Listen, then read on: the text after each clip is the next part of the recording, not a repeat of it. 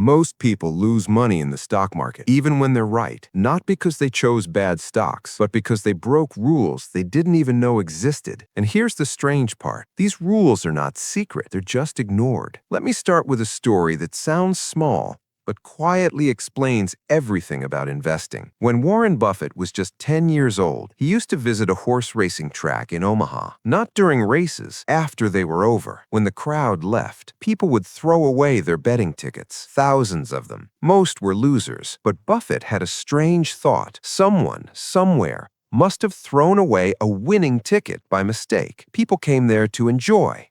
They drank. They got careless, so the 10-year-old Buffett picked up every discarded ticket he could find and checked them, one by one. Most were worthless, some weren't. He knew no one would give prize money to a child. So whenever he found a winning ticket, he gave it to his aunt. She would cash it for him. That habit never left him. Patience, reading, checking quietly while others rush. Years later, when Buffett turned 20, he officially began his investing career. And what did he do all day? He read, page after page, company after company. He read something called Moody's manuals. Today we have websites, filters, instant data. Back then, Moody's manuals were thick books filled with tiny text.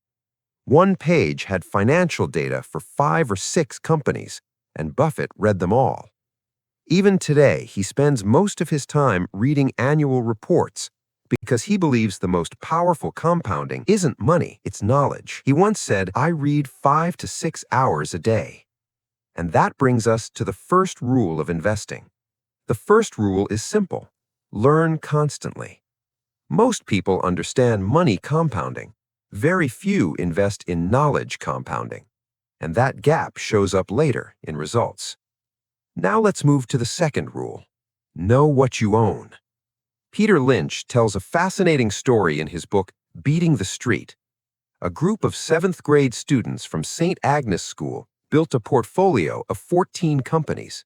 Over 2 years, their return was 70%. During the same period, the S&P 500 returned about 26%. They beat the index. No MBAs, no finance degrees, no fancy tools. This experiment started after a discussion between a school teacher and a CEO named John Marissi. They wanted to prove something uncomfortable, that you don't need advanced education to make good investments. And they were right. So how did the kids choose stocks? They followed one rule: never invest in a company you cannot explain in simple words.